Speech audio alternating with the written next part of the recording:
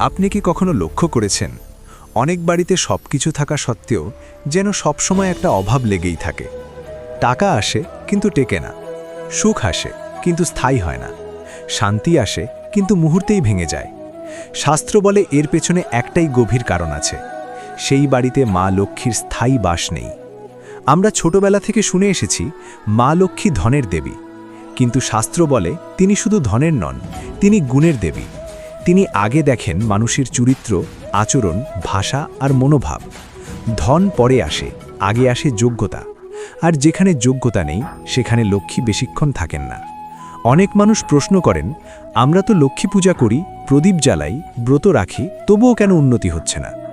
শাস্ত্র খুব স্পষ্ট ভাষায় বলে, পূজা তখনই ফল দেয় যখন জীবনের আচরণ পূজার সঙ্গে মেলে। শুধু হাতে ফুল নিয়ে ডাকলেই লক্ষ্মী আসেন না, তাকে ধরে রাখার পরিবেশও তৈরি করতে হয়। শাস্ত্রে বলা হয়েছে, যে বাড়িতে প্রতিদিন অশান্তি, ঝগড়া আর কটু কথা চলে, সেখানে লক্ষ্মী কখনো স্থায়ী হন না। স্বামী স্ত্রীর মধ্যে সম্মান না থাকলে, বাবা মায়ের কথা অবহেলা করলে, পরিবারের সদস্যদের মধ্যে অহেতুক দোষারোপ চললে, সেই ঘরে ধন থাকলেও শান্তি থাকে না। কারণ লক্ষ্মী শান্তির দেবী। যেখানে শান্তি নেই সেখানে তিনি থাকবেন কিভাবে? অনেক বাড়িতে দেখা যায় সকাল শুরুই হয় অভিযোগ দিয়ে। কে কি করেনি, কে কি ভুল করেছে, কার কারণে সমস্যা, এই সব কথা দিয়েই দিনের শুরু। শাস্ত্র বলে এমন ঘরে লক্ষ্মী ঢুকলেও দ্রুত বেরিয়ে যান, কারণ নেতিবাচক ভাষা লক্ষ্মীর শক্তিকে দুর্বল করে দেয়। শাস্ত্রে পরিচ্ছন্নতার উপর বিশেষ জোর দেওয়া হয়েছে। শুধু ঘর পরিষ্কার রাখা নয়, চিন্তাভাবনাকেও পরিষ্কার রাখা জরুরি। যে বাড়িতে রান্নাঘর অবহেলিত, বাসন নোংরা পড়ে থাকে, পূজাস্থলে ধুলো জমে, অকারণে অন্ধকার রাখা হয়, সেই ঘরে লক্ষ্মী থাকতে স্বচ্ছন্দ বোধ করেন না। বিশেষ করে সন্ধ্যার সময় নিয়ে শাস্ত্রে কঠোর সতর্কতা আছে। সূর্যাস্তের পর ঝগড়া, গালাগালি, অপ্রয়োজনীয় চিৎকার, নোংরা কাজ, এই সময় লক্ষ্মী প্রবেশ বা প্রস্থান করেন। এই সময় যদি ঘরে অশান্তি থাকে তাহলে লক্ষ্মী মুখ ফিরিয়ে নেন।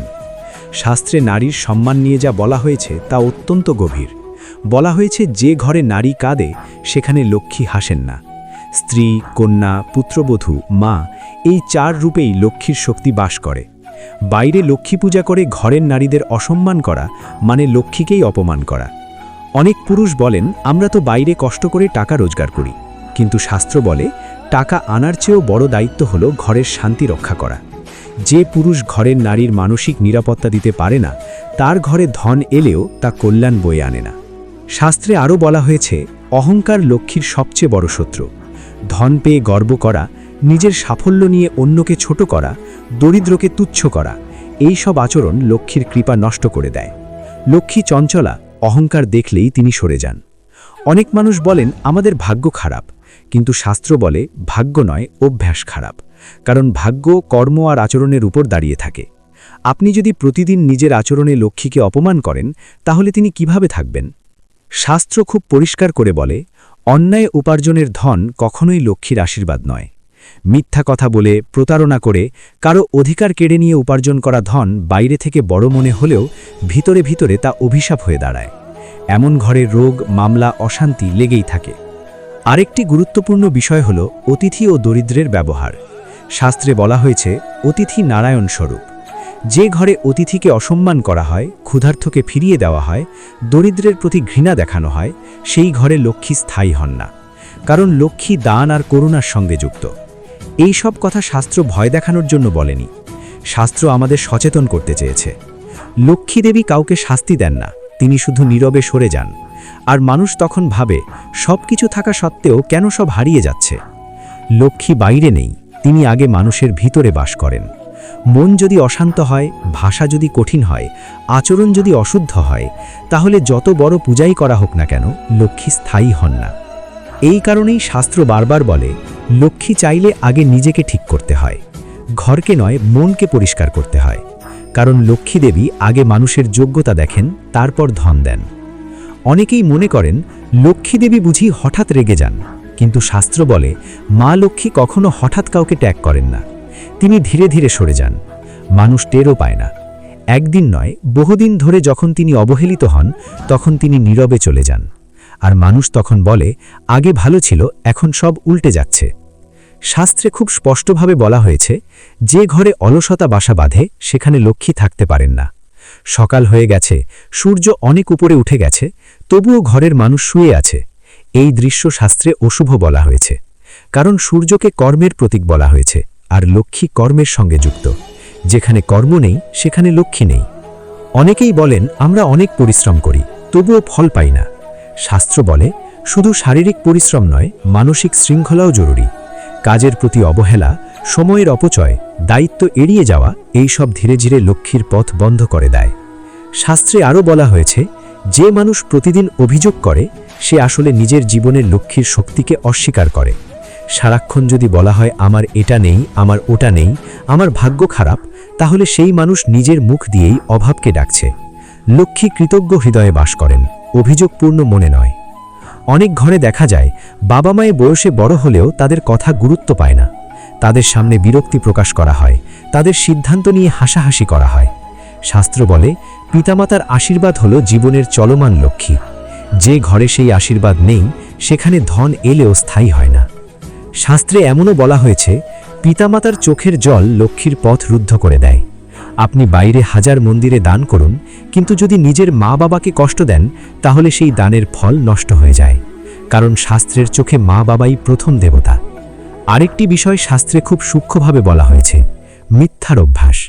অনেক মানুষ মনে করেন ছোট ছোট মিথ্যা তো সবাই বলে, কিন্তু শাস্ত্র বলে মিথ্যা ধীরে ধীরে লক্ষ্মীর বিশ্বাস নষ্ট করে। কারণ লক্ষ্মী সত্যের উপর দাঁড়িয়ে থাকেন, মিথ্যার উপর দাঁড়ানো ধন বেশি দিন টেকে না। শাস্ত্রে আরও সতর্ক করা হয়েছে ঈর্ষার ব্যাপারে। যে মানুষ অন্যের ভালো সহ্য করতে পারে না, অন্যের উন্নতি দেখে ভিতরে ভিতরে জ্বলে, তার ঘরে লক্ষ্মী স্থায়ী হন না। কারণ ঈর্ষা হল অভাবের বীজ। ঈর্ষা যত বাড়ে অভাব তত গভীর হয়। অনেকেই বলেন আমি তো কারো ক্ষতি করি না, শুধু মনে মনে ভাবি। শাস্ত্র বলে মনই হলো কর্মের শুরু। মনে যদি ঈর্ষা থাকে তাহলে সেই শক্তি ধীরে ধীরে জীবনে অভাব টেনে আনে। লক্ষ্মী এমন মনে থাকতে চান না। শাস্ত্রে আরও বলা হয়েছে যে ঘরে সারাক্ষণ নেতিবাচক আলোচনা হয়, কে কিভাবে ঠকালো, কে কত খারাপ, কে কাকে হারালো, এইসব ঘরে লক্ষ্মী অস্বস্তি বোধ করেন। কারণ লক্ষ্মী ইতিবাচক শক্তি। তিনি যেখানে আশা, ভরসা আর গঠনমূলক কথা নেই সেখানে থাকতে পারেন না। আরেকটি বড় কারণ শাস্ত্রে বলা হয়েছে অকৃতজ্ঞতা। আপনি আজ যে ঘরে বাস করছেন, যে খাবার খাচ্ছেন, যে মানুষগুলো পাশে আছেন, এগুলোর জন্য যদি কৃতজ্ঞতা না থাকে তাহলে লক্ষ্মী ধীরে ধীরে দূরে সরে যান। কারণ কৃতজ্ঞতা হলো লক্ষ্মীর আসন। অনেক মানুষ শুধু নিজের কষ্টই দেখতে পান, কিন্তু শাস্ত্র বলে যার চোখ শুধু অভাব দেখে তার জীবনে অভাবই বাড়ে। আর যে মানুষ অল্পে সন্তুষ্ট হতে জানে তার জীবনে লক্ষ্মী স্থায়ী হন। শাস্ত্রে আরও বলা হয়েছে যে ঘরে অতিথিকে বোঝা মনে করা হয়, যেখানে কেউ এলে বিরক্তি প্রকাশ করা হয়, সেই ঘরে লক্ষ্মী বেশি দিন থাকেন না। অতিথিকে সম্মান করা মানে জীবনে আশীর্বাদকে সম্মান করা। অনেক সময় দেখা যায় কেউ একটু ধনী হলেই দরিদ্র আত্মীয়দের এড়িয়ে চলে। শাস্ত্র বলে এই আচরণ লক্ষ্মীর বিরাগ ডেকে আনে। কারণ লক্ষ্মী ভাগ করে নিতে ভালোবাসেন, জড়ো করে রাখতে নয়। শাস্ত্র আমাদের বারবার একটাই কথা বোঝাতে চেয়েছে, লক্ষ্মী বাইরে খোঁজার বিষয় নয়, তিনি মানুষের দৈনন্দিন আচরণে লুকিয়ে থাকেন। আপনি যেভাবে কথা বলেন, যেভাবে ভাবেন, যেভাবে অন্যকে দেখেন, সেখানেই লক্ষ্মীর অবস্থান। এই জন্যই বলা হয়েছে লক্ষ্মী পূজার আগে লক্ষ্মী চরিত্র তৈরি করুন। কারণ চরিত্র ছাড়া ধন আসে না, আর এলেও টেকে না। যদি আজ আপনার জীবনে বারবার বাধা আসে তাহলে একবার নিজের ভিতরের দিকটা দেখুন। হয়তো লক্ষ্মী রাগ করেননি, হয়তো তিনি শুধু অপেক্ষা করছেন আপনি কবে বদলাবেন। এতক্ষণ শাস্ত্রের যে কথাগুলো বলা হলো সেগুলো শোনার পর অনেকের মনে হয়তো ভয় এসেছে। মনে হতে পারে আমরা না জানতেই কত ভুল করে ফেলছি। কিন্তু শাস্ত্র ভয় দেখানোর জন্য এই কথা বলেনি। শাস্ত্র মানুষকে হতাশ করতে চায় না, শাস্ত্র শুধু পথ দেখাতে চায়। কারণ মা লক্ষ্মী দয়াময়ী, তিনি শাস্তি দিতে ভালোবাসেন না, তিনি সুযোগ দিতে ভালোবাসেন। শাস্ত্রে বলা হয়েছে মানুষ যত বড় ভুলই করুক না কেন, যদি সে নিজের আচরণ বুঝে নিতে পারে তাহলে লক্ষ্মী আবার ফিরে আসেন। কারণ লক্ষ্মী দেবী মানুষের পরিবর্তনকে সম্মান করেন। তিনি দেখেন মানুষ চেষ্টা করছে কিনা, চেষ্টা থাকলে কৃপাও আসে। অনেকেই বলেন আমাদের জীবনে তো এত সমস্যা, এত দায়িত্ব, আমরা কিভাবে সব ঠিক করব। শাস্ত্র বলে একদিনে সব বদলাতে হয় না। লক্ষ্মী বড় বড় ত্যাগ চান না, তিনি চান ছোট ছোট পরিবর্তন। আজ যদি আপনি একটু নরম করে কথা বলেন, সেটাও লক্ষ্মীর পথে এক কদম। আজ যদি আপনি কাউকে অপমান না করে চুপ থাকতে পারেন, সেটাও লক্ষ্মীর দিকে এগোনো। শাস্ত্রে বলা হয়েছে যে ঘরে দিনের শুরু হয় প্রার্থনা দিয়ে না হলেও অন্তত কৃতজ্ঞতা দিয়ে শুরু হয়, সেই ঘরে লক্ষ্মী ধীরে ধীরে স্থায়ী হন। সকালে উঠে যদি একবার মনে মনে বলেন, যা আছে তার জন্য ধন্যবাদ, তাতেই লক্ষ্মীর শক্তি জাগ্রত হয়। আরও বলা হয়েছে, সন্ধ্যার সময় বিশেষ, সূর্য অস্ত যাওয়ার সময় ঘরে আলো জ্বালানো, অশান্তি এড়ানো, কঠিন কথা না বলা, এই সামান্য অভ্যাস লক্ষ্মীকে আমন্ত্রণ জানায়, কারণ এই সময় তিনি ঘরে প্রবেশ বা ঘর ছাড়েন। শাস্ত্রে নারীর সম্মান নিয়ে আবারও বলা হয়েছে, যদি আজ থেকে আপনি ঘরের নারীর কথা মন দিয়ে শোনেন, তাদের মতামতকে গুরুত্ব দেন, তাদের কষ্টকে ছোট করে না দেখেন, তাহলে বুঝবেন ঘরের পরিবেশ ধীরে ধীরে বদলাতে শুরু করেছে। আর পরিবেশ বদলালেই লক্ষ্মী থাকতে শুরু করেন। শাস্ত্র আরও বলে, নিজের উপার্জন যদি সীমিতও হয়, কিন্তু যদি সেটা সত্য হয়, তাহলে সেই ধনেই লক্ষ্মী সন্তুষ্ট হন। অন্যায় পথে অনেক কিছু পাওয়া যায়, কিন্তু শান্তি পাওয়া যায় না, আর লক্ষ্মী শান্তি ছাড়া থাকেন না। আরেকটি খুব সুন্দর